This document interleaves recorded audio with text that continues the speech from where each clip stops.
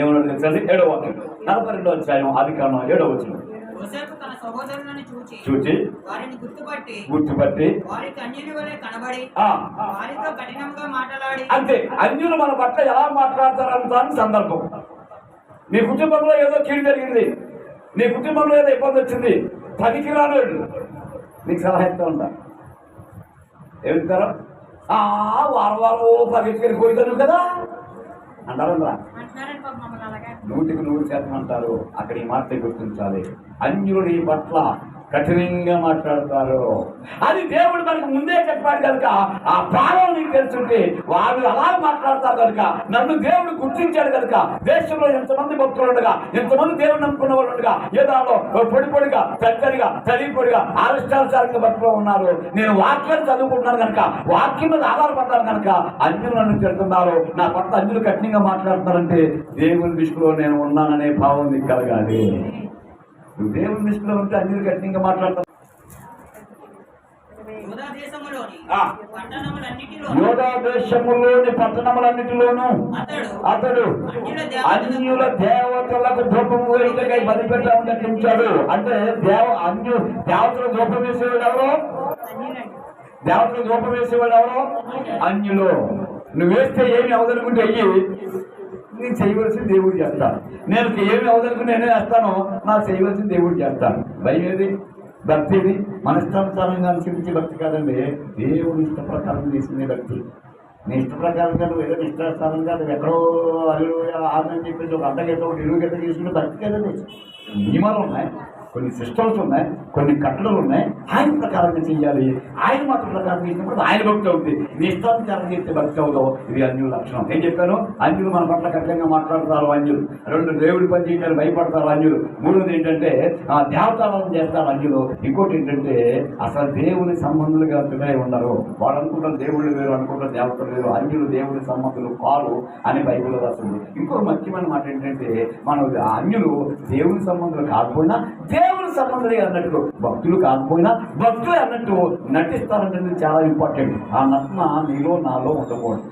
అవునంటే అవును, కాదంటే కాదు అన్నట్టు ఉండాలి. ఏంటంటే నేను దాన్ని అపార్థం చేసుకుని చాలా మంది ఏంటంటే నువ్వు చర్చికి వస్తానంటే వస్తానను, రానంటే రాను, ప్రార్థన చేస్తానంటే చెయ్యి, చేస్తానని చెప్పి ఏంటంటే ఆటం చేస్తానంటే అవతల ఆటం వచ్చింది. ఆ ఆటంతో చెప్పాలి, ఈ ఆటను ఆదివారం దేవుని ఆరాధించాలి, నీ దగ్గరికి నీ కార్యానికి నీ పనికి నేను రాను అని చెప్పాలి. అక్కడ అది అవునంటే అవును, కాదంటే కాదు. మనం ఏం చెప్తామంటే అయ్యో అక్కడ భోజనానికి ఆకేశాడు కనుక ఈ పూట నేను రానని చెప్పేస్తాం. అలాగే అర్థమైంది నీకు. కానీ దేవుని మాట ఎలాగ అర్థం అవ్వాలంటే నీ మాట అయ్యో నేను ఇవ్వాలి దేవుని ఆరాధన, అయ్యో నేను ఇంట్లో ప్రార్థన చేసుకుంటున్నానండి, నేను ప్రార్థన చేసుకుంటాను మీరు రమ్మంటే నేను రాను, ఈ ప్రార్థన ఏం వస్తాను అని నీ మాట అవునంటే అవును, కాదంటే కాదు. దేవుని పని విషయంలో స్పష్టత కలిగి ఉండాలి. దాన్ని మనకు అపార్థం చేసుకుని పాపం మీకు సరిగా అర్థం అవ్వక ఈ పూట ప్రార్థన రావులే, ప్రార్థన రాకపోతున్న ఆటంకాలు కాదని దీనికి అవునని చెప్పమని అర్థం అని చెప్తా. ఈ విషయంలో నటులుగా ఉంటారంట అన్యులు అనేవాడు. దయచేసి మనం ఒకవేళ ఇప్పటి వరకు ఉంటే కనుక దాన్ని మార్చుకోవాలి. దేవుని యొక్క మాట ఉంది. 144వ కీర్తన 144వ కీర్తన. మాట ఇస్తాం కానీ నెరవేర్చాం, ఆ మాట అర్థం కానీ చెయ్యం. ఎవరు? అన్యులు మాట ఇస్తారు కానీ చెయ్యరు. ఆ వట్టి మాట వట్టి మాట దేవునికి లోబడినట్టు నటిస్తారంటండి. ఇప్పుడు అన్యుల్లో నచ్చిన మనం ఏం చేయాలి? నటించేవాళ్ళు ఎవరో అన్యులు. మరి మన గొప్ప ఆశీర్వాదాలు ఇవ్వాలి కానీ దేవుడిని మర్చిపోయి మన వేస్తున్న యాసాలు బట్టి అన్యులు దేవునికి లోబడినట్లు ఏం చేస్తారంటే నటించగలరు. ఇప్పుడు మనం కూడా నటిస్తే మనం ఎవరో అన్యులు నటులమే. ఇప్పుడు మనం నటులు కాదు. నేను చెప్పాను చాలాసార్లు, మన ఎవరో సత్యనారాయణ గారికి, కైకాల సత్యనారాయణ గారికి విధులు లేవా?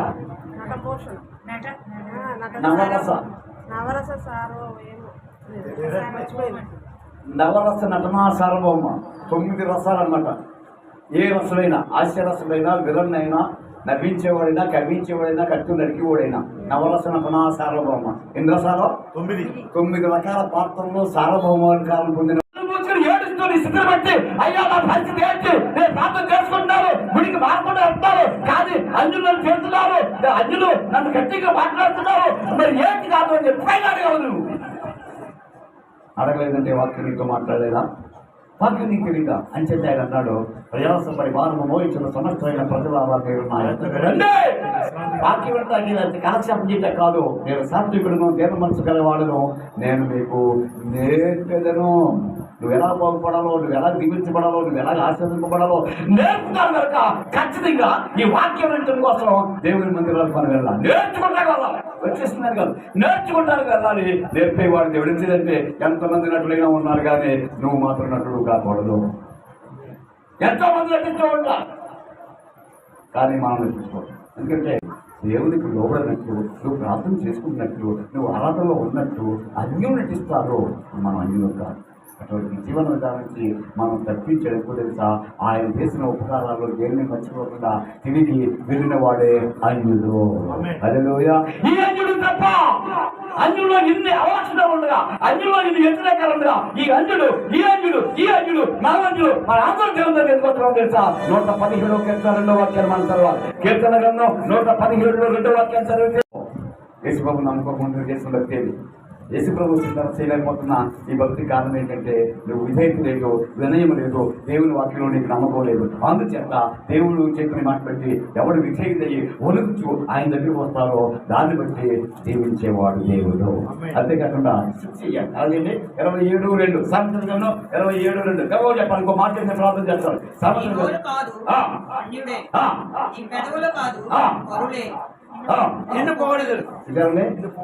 ఆయన పొగిడేవారా? మరి మాట నీ నోరు కాదు అన్యుడే, నీ పెదవులు కాదు అది. స్తోత్రం స్తోత్రం స్తోత్రం స్తోత్రం. హల్లెలూయా హల్లెలూయా హల్లెలూయా. స్తుతికి పాత్రుడా, ధవలవర్ణుడా, నందవర్ణుడా, చిరంజీవి, విశ్వనాథుడా, విశ్వేశ్వరుడా, ఇవన్నీ ఎవరు చెప్తా? మనం ఎవరన్నా తీసుకోవాలని అనుకున్న వాళ్ళు ఇంకొకరినే అన్యులాగా దేవుని బిడ్డలాగా నటించే వారి దగ్గరికి వెళ్ళి దేవుని యొక్క ఆత్మీయమైన సంఘం కాకుండా ఏ సంఘమైన నట్లే ఆ నట్లు మనలో ఉంటే మార్చుకోమని దేవుని యొక్క వాక్యం అని చెప్తా. వాళ్ళు ఏం చేస్తుంటారు? ఏం చెప్తారా? మౌనముగా ఉండటం, సూచించడమే, నోరు మూసి అల్లెలు చెప్పకూడదు మాస్టర్ ఎవరు సైలెంట్ అయిపోతారు. ఆ సైలెంట్లో కొన్ని నిలవ ఇవ్వడం, కుడిపాటు పడి ఇవ్వడం, కూలిపోయి కింద ఇవ్వడం, నిద్రవ్వడం. ఎలా దేవుని యొక్క వాక్యాన్ని ఎప్పుడైతే మనం అంటున్నామో దేవుని పొగడేవాడు అన్యుడు. ఇప్పుడు ఈ 10 మందిలో ఎవడొచ్చిన పొగడతాకే? అన్యుడు వచ్చాడు. మన ఎవరు? అన్యుడే. అందుచేత నీ భక్తి చాలా దేవునికి విలువైన భక్తిని గుర్తించాలి. అటువంటి విలువైన భక్తి దేవుడు నీకు ఇస్తే, అటువంటి విలువైన స్థానం దేవుడు మనకి ఇస్తే దాని చేతులారా వాక్యం తెలియక, లేకపోతే మనకి వాక్యం గర్వం వల్ల, లేకపోతే నీ యొక్క అవసరం బట్టి దేవుణ్ణి మనం రావాల్సిన ఆ ప్రతి విషయం ఆయన కించపరుస్తున్నాం కనుక నటులుగా మారుతున్నాం. దయచేసి లోబడినట్లుగా నటులు వద్దండి, ఖచ్చితంగా మనం లోబడాలి. ఆయన పొగడాలి. చుట్టి ఆరాధనలో దేవునికి అనేకమైన నామాలను పొగడగలగాలి. అనేకమైన నీకు లేకపోతే ఆ తెలిసిన ఒక్క నామాన్నే సహాయం చేసే దేవుడా, సహాయం చేసే దేవుడా, సహాయం చేసే దేవుడు వందసార్లు పొంగిపోతలేను. ఎందుకంటే యేసుప్రభు ప్రతిష్టమైన తెలుసా? జవహ ఫలము. నువ్వు అనుకుంటున్నావు వస్తున్న సీతాఫలం కాదు, జవహ ఫలము. ఇప్పుడు ఏదో ఫలం వచ్చింది, అది పువ్వు అనుకుంటున్నా, మన ఎల్లగా ఉండడం ఏంటిది? డ్రాగన్. ఏంటిది? డ్రాగన్ ఫ్రూట్ అండి. డ్రాగన్ ఫ్రూట్ లేకపోతే క్యాబేజీ పువ్వు అట్లా ఉన్నాను. అలాగే పెట్టాలి. ఇప్పుడు ఆయన కోరే ఫలం ఏంటి? జవహ ఫలము నాకు ఇష్టమైంది అన్నాడు ఆయన. జవహ ఫలము నాకు ఇష్టమైంది అన్నాడు. ఏ ఊళ్ళో తెలిసింది? స్తోత్రములు.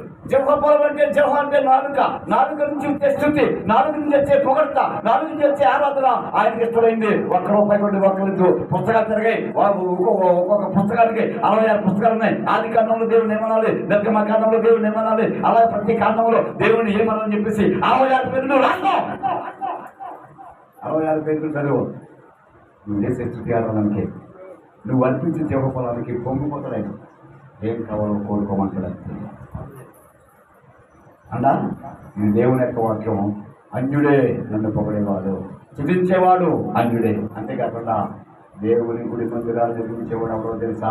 ఒకసారి యెషయా గ్రంథం 60వ అధ్యాయంలో 10వ వాక్యాన్ని చదివితే, నువ్వు ఎప్పుడైతే దేవుని ద్వారా మేలు పొందావో నువ్వు చేయవలసిన మొట్టమొదటి ఏంటంటే మరి నంపిన ఆయన ఎదురు వచ్చి, అయ్యా మీ మాట ప్రకారం వెళ్దామండి, మా గుర్తుగా పోయిందండి, మీకు కనపడి థ్యాంక్స్ చెప్తామని వచ్చామయ్యా. నువ్వు ఆయన చేసిన ఉపకారాల్లో దేన్ని మనం మర్చిపోకూడదు. ఇది అన్యులుగా చేయవలసిన దేవుడు చెప్పిన మాట నువ్వు పేరుకే దేవుడి బెత్తగా ఉంది, నీ ఇష్టానుసారంగా నటిస్తే మాత్రం కష్టగానికి కానీ కష్టం కానీ ప్రార్థన చేసేవాళ్ళు కానీ చేయించుకునే వాళ్ళకి కష్టం ఉండదు, తగిన శాపాన్ని పొందుతూ ఉంటాం. యేసుప్రభువు వారు అయ్యో చాలా ప్రార్థన చేసిందిలే అని తప్పిందామని ఉండండి. రాజీ లేని వాడు దేవుడు. చాలా జాగ్రత్త, లేకపోతే అనేకమైన కష్టాలను ఎదుర్కోవాల్సి వస్తుంది. ఏం చెప్పంటే దేవుని వాక్యం నీకు అర్థం కాక.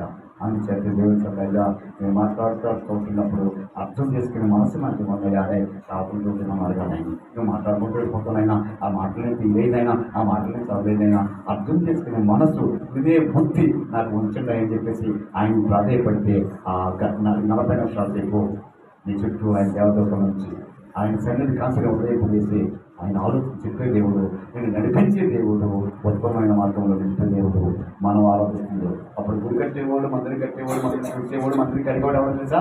60 ఆమె ఈ ప్రాకారం ఎవరు కట్టారు?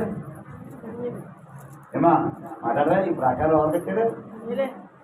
ఇది హనుమంతరేంటి ఇది అమౌంట్ ఎవరు కట్టారు? అన్యుడు కట్టాడు అమ్మంగా. దేవుడి శక్తి తెలుసా? నువ్వు దేవుడికి లోబడితే నీ ద్వారా ప్రాకారాలు కట్టించేవాడు దేవుడు. కట్టే ప్రాకారాలు ఎవరు కట్టాలి? అన్యుడే దేవుడి ప్రకారంలో కట్టాడు. ఎవడో బ్రాహ్మణ వచ్చి ఎవడో అమెరికా పండొచ్చి కట్టడం. నువ్వు దేవుడి భక్తి, నీ భక్తి నిజమైందైతే, నీ ఆరాధన నిజమైందైతే, నీ ఎక్కడ చెప్పడం నిజమైందైతే, నువ్వు దేవుని విధానంలో నటించకుండా నువ్వు దేవునికి విధేయుని కరగడ ఉడుచు ఉన్నట్టు కలిగితే ఈ లక్షణాలన్నీ అన్నిలో ఉంటాయి కనుక వాడు చేయగలిగితే నిశ్చించుకోయేవాడు దేవుడు, నిన్ను దీవించేవాడు దేవుడు. అంతేకాకుండా నా మందిరాన్ని, నా నివాసాన్ని నువ్వు కట్టు అని చెప్పేసి అన్యుని చేత కట్టించుకోగలిగిన వాడు దేవుడు. ఆధిక్యత మనకు ఉంటే మనం ఈరోజు వెళ్తున్నామంటే వస్తామంటే నేర్చుకుంటా కావద్దా? దేవునిలో ఉన్న శక్తి, దేవునిలో ఉన్న మహిమను మనం గుర్తున్నప్పుడు మనకు అయ్యాడు. దేవుని యొక్క వాక్యం కూడా అంతే, నిన్ను బాగు చేసేది, నిన్ను ఆశీర్వదించేది తప్ప మనం శక్తించేది కాదు. దేవునికి ఇవ్వాల్సిన గన్న విధి తిరుగుతున్నప్పుడు ఆయన ఆశీర్వదించే దేవుడు కనుక ఆ పందాల కొనసాగడం దేవుడు మనం దీవించి ఆశీర్వదించును గాక.